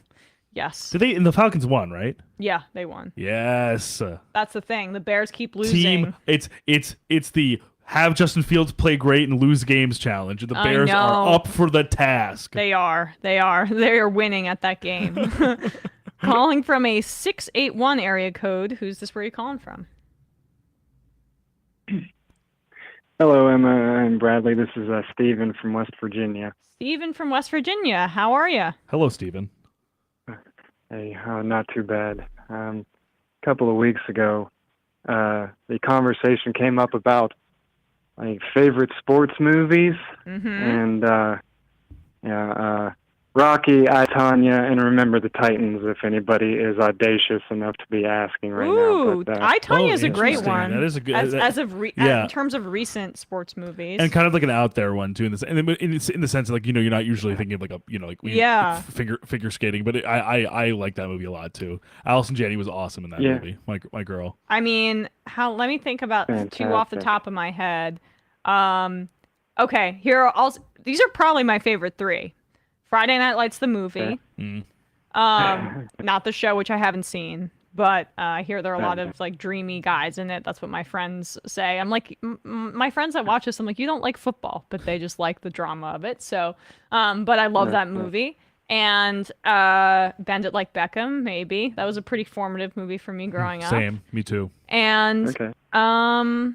Miracle. If someone was to ask Miracle. me, like, what's your favorite sports movie? And I think, the ones I just listed are sports focused, but less like Miracle is a sports movie. Yeah, it's like Probably Miracle. I love hockey and yeah.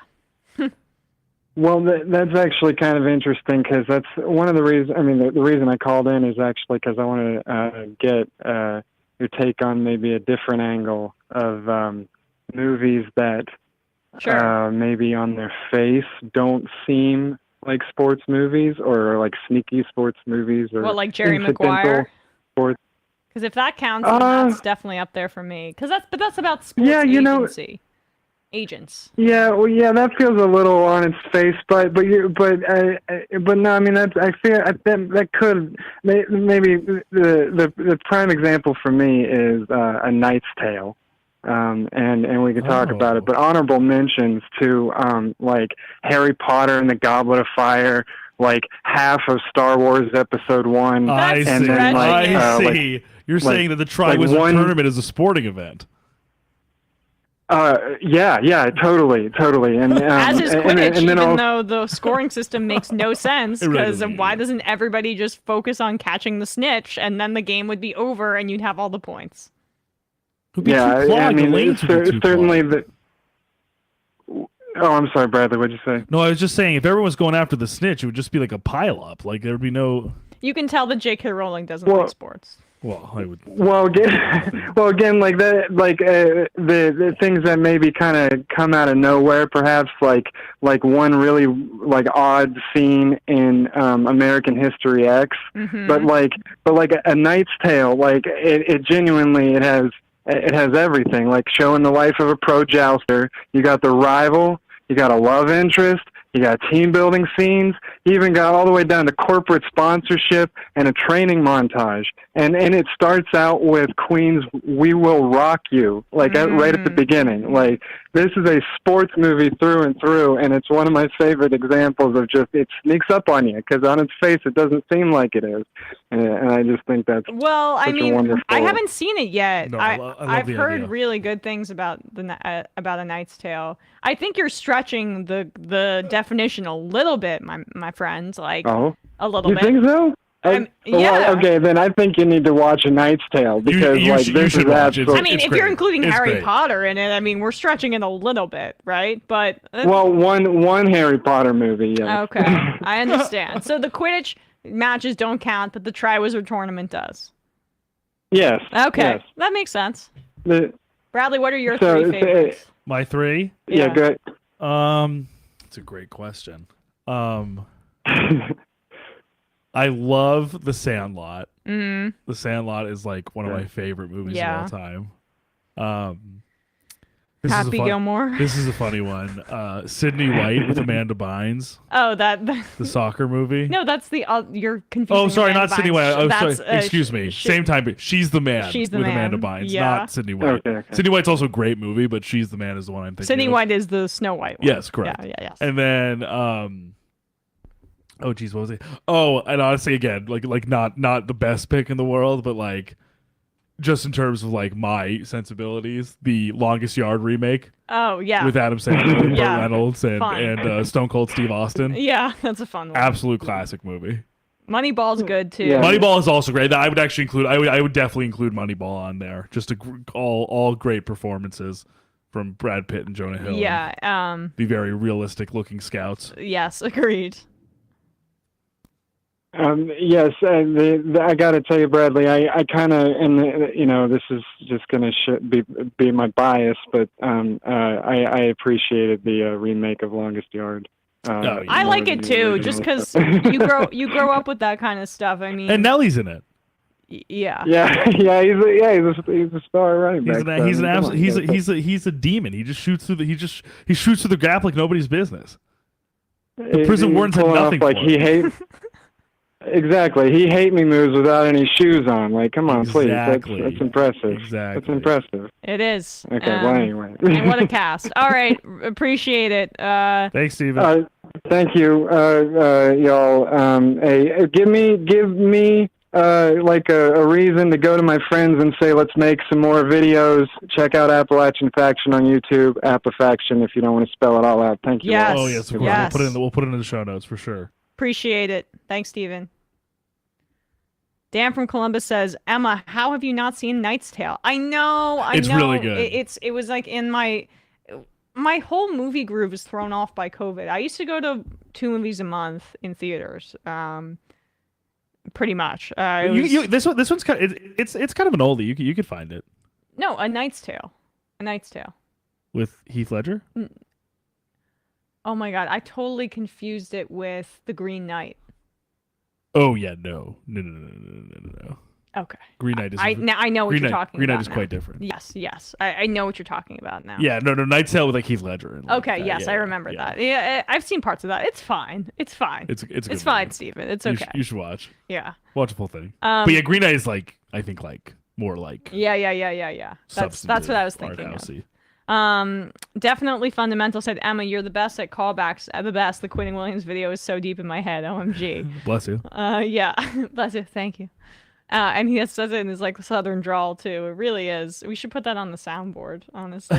We should. That's a great idea. Yeah. Greg Bedard in YouTube chat, my nemesis, said Cool Runnings, which is also a great suggestion. One of my faves of all time as well.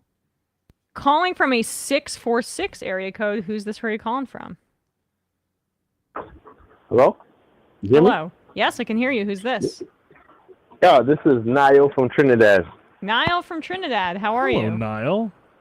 How you doing? Doing well. The reason I was calling, I see you guys were talking about the Kyrie Irving incident, the controversy, and now I'm an island guy from the islands, and I kind of wonder this whole controversy for African Americans, because from what I was told, I mean, I've been to New York, visited New York many times, stayed in New York.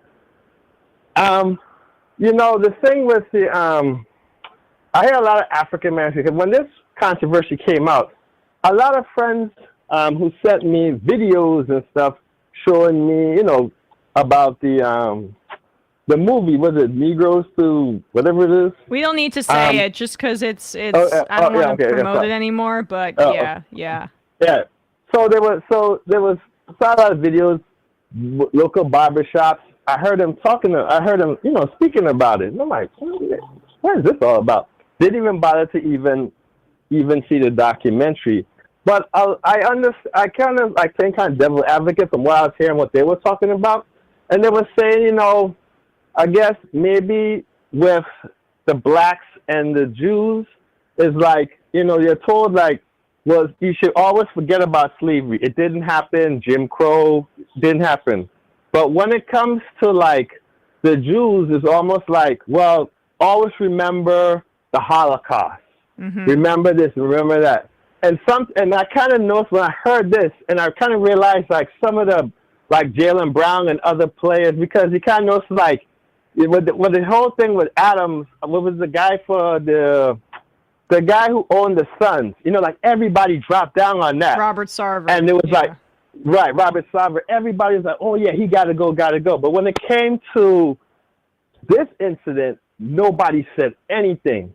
And I kind of feel it's a kind of untold story. Like, well, we know how these people have benefited from atrocities, yet these people haven't. And I understand when you're saying why don't they just combine and be together? Because at the end of the day, we're all under, like you said, under the racist boot of the white supremacists. Yeah. But it seems like because one set of people were treated unfairly than others, and some people have benefited more of it because the Holocaust folks have got a lot of money back from a type of repatriation, while still yet the blacks have not got anything, meaning the ones we still trying to get repatriations from the folks in the Caribbean.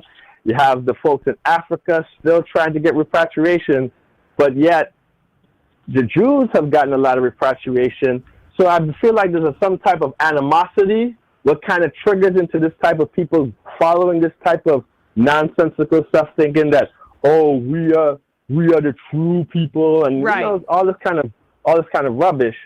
And then another thing too, just had it in my mouth. Well, let me respond to what you said earlier, if that's all Okay. right. Like, No, go ahead. so, I mean, one, this is what I was trying to hint at a little bit earlier, which is what the difficulty, I think, with people like myself speaking about this is that you can be sympathetic to this kind of tension where black people in this country are like, my entire experience is being told, I'm being told that it's illegitimate. Racism is over. Even though this country was built on an economic system of chattel slavery, forget about it. And if you are in a condition of poverty and you're still reaping the kind of consequences of this horribly racist system, that's on you. And then there is a group of people who there's a perception that Jewish people are just better off despite experiencing such an atrocity, and then that tension is exploited to create this kind of like anti-Semitic ecosystem and really a bigotry within the black community, which we need to combat, because like I wouldn't characterize what Jewish people have what has happened in the wake of the Holocaust as them benefiting from it, because I mean millions of their family members were gassed and died, and you know, the maybe perhaps the reason that there's more of like an understanding here in this country is because there's like a mythology about what we did in World War II where we saved you, right? And I feel like that's an easier narrative for the white power structure to stomach than the unjust narrative, which we were instrumental in this country, which is chattel slavery, as opposed to, hey, you know, we were the saviors in World War II. And so there's a lot going on there. But do you see what I'm saying about that? Oh yeah, no, I agree on what you were saying. I was just giving you the perspective because I kind of been hinting that you've been, I've been kind of hinting that you've been kind of like asking, because I've been hearing you I follow you guys on Majority Report. I actually followed Sam when he used to be on Air America with Jareem Garofalo, so I've been following you guys a long time. And another funny thing is, I was in the Navy, I was in service, and I used to download his podcast to listen when I was over there, just to listen to his stuff. So that tells you how long ago this has been. But I just gave you that perspective, so because I kind of hinted in the last couple of weeks, even when you was talking with Brandon, I kind of felt you tried to ask a question, but Brandon didn't kind of buff with it. So when you brought it again today, I was like, I gotta call and just give her another thing that's kind of going on. It's like a kind of untold story that you're kind of hearing in the background, but it's something that you won't. I'm afraid some people may be afraid to say that, but I know you guys are willing to listen. So I'm just giving you another perspective of why. Because even with Jaylen Brown, I kind of hinted when Shannon Sharp had said something about I feel it's a little bit too far, and they're asking to go too far and having them do these things. This is the reason why. Because in certain areas in the community, they believe that the same thing we just spoke about, how these people, how those folks, even though it was atrocity, even though it was bad, they seem to have somehow may have benefited from it, while we, on the other hand, have not benefited from anything, and yet we are told that, oh, just forget about it, go ahead, but that, because at the same instance, I've been to Germany. I've been to the Holocaust. Those particular what's these things called? The camps. Mm-hmm. I've gone there. You're doing the tours, but then the first thing somebody will say is, "Well, we just recently built the Smithsonian African American Museum in Washington. They had memories of all this going on. We recently had to have this built over here, but yet this has been going on. They had stuff for the Jewish community to commemorate this atrocity that happened, but yet this has not happened for us. We just recently got this. You had Nazi hunters, Simon Wiesfeld tracking down these people that did atrocity to them. Yet, no repatriation for those folks of color during slavery, no hunters for them. They seem to kind of just go away. So when you start seeing that dynamic, I kind of see like I can understand why these people, why certain African Americans have a kind of resentment and probably don't really say much about it. It's kind of these things like, you know, you see police brutality happens all the time. We know about it. People don't believe it. We just keep it to ourselves. It's the same thing like on this thing over here. We see these things happening. We just keep it to ourselves because we are known that if we say something, is that it's not going to be reported or it's going to be downplayed. All right, well, we got to jump, but I appreciate you calling in to give your perspective just because, you know, like, it's something that needs to be explored more, as you said. You know what I mean? Right. Like, what is being tapped into with this? Right. And thank you for your call. Continue. I was glad when you had this show because I didn't know Bradley, he's made me money. Oh no! Hope you didn't use it. Hope you didn't try anything this past weekend, though. No. I'm a Jets. I love the Jets. I like the Jets. I love the Mets.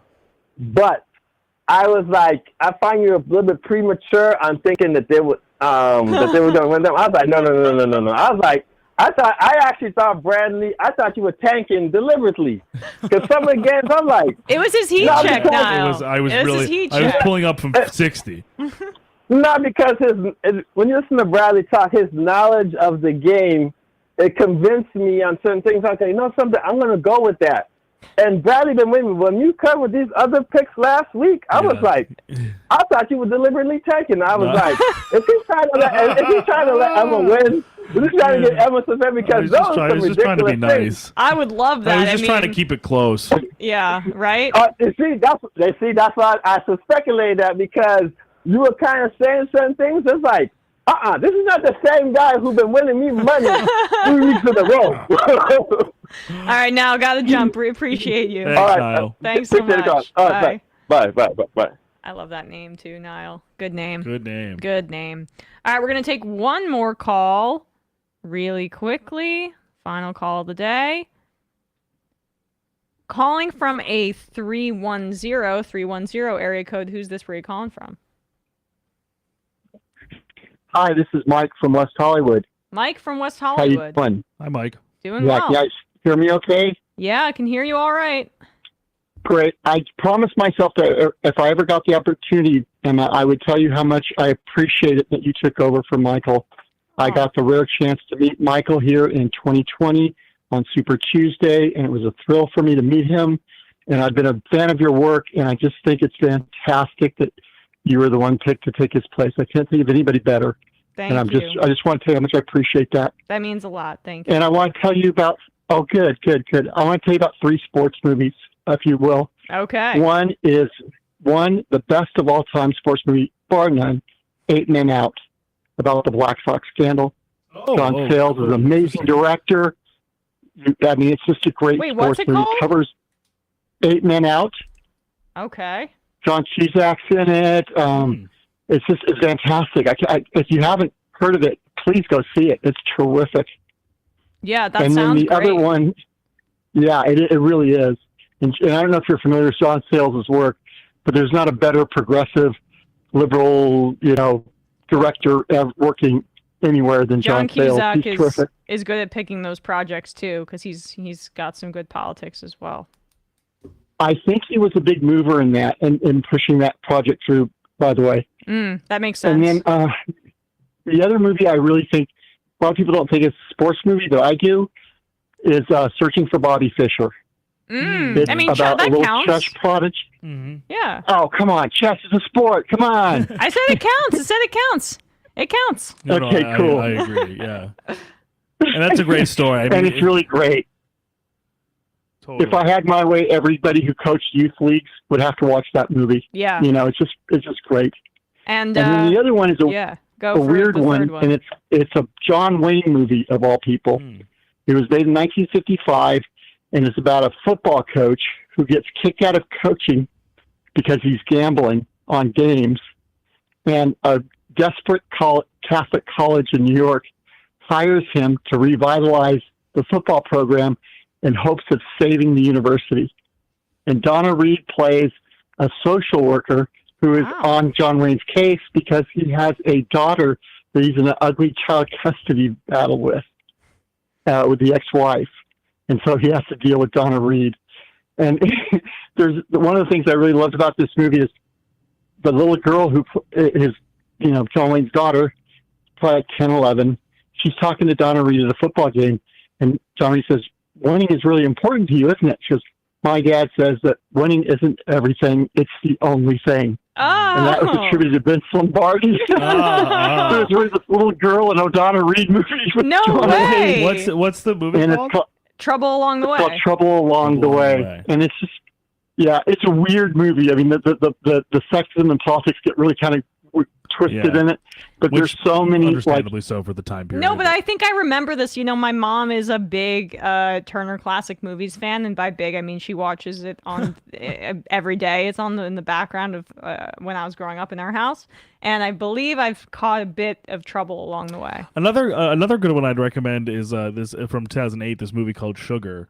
It's about a baseball player who basically tracking his career path from the kiss in the Dominican who's coming up the exactly. Yeah, I heard it, that I haven't seen it. I'll definitely make a point of seeing it. Good. It's like his path from a minor leaguer. I mean, from a kid in the Dominican Republic being scouted by major league scouts, moving to a small town in Iowa, playing minor league ball, and then getting called up and how his career manifest. So that's another good one. But I will definitely check these out. These are good recommendations. Thanks so much. Yeah, you bet. But definitely 8 Men Out, must see. All right, I already wrote it down. Appreciate you. Thank you, Mike. Thanks so much, Mike. Left is best. Left is best. Take care. Bye. All right, we're going to read some IMs, and then we will get out of here.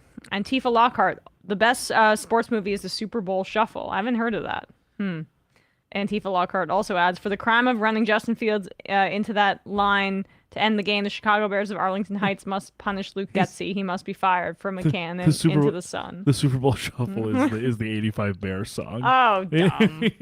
Antifa Lockhart, you're relentless. He's really relentless with the Arlington Heights. Blasphemers, none of you said The Sandlot, then that is simply unacceptable. Bradley said The Sandlot. Bradley said The Sandlot. The Sandlot is cute. It's just doesn't move me emotionally, and sports move me emotionally. So I grew up watching The Sandlot. A lot of my movies growing up that I have resonance with involve, I don't know. Oh, and another one that's, I don't know if you've seen this one. That I love. It's another baseball movie. Is Everybody Wants Some? It's Richard Linklater. It's more of a hang movie because that's what Linklater does, obviously. Yeah. But it's about a college baseball team, and it's just such a fun atmosphere. It's just a great, funny, enjoyable watch. So I would definitely recommend that one as well. Skippy says, surprisingly, Jeff Saturday seems like a competent coach. I mean, we'll going to wait and see. We can't make these big proclamations yet because there's a lot of veteran coaches on that staff, and my guess is they're doing a lot of the heavy lifting. Yeah, you got Gus Bradley and John Fox, former Bears coach John Fox. Tim from Minneapolis, is there an ESVN Twitch channel, or will that stay on the MR channel? Oh, well, we might just... We'll figure it out. We'll figure it out. Maybe we'll make it win for us, but we've just been, it's been an insane few weeks for me, and so we'll get to it. I want to get to that kind of stuff.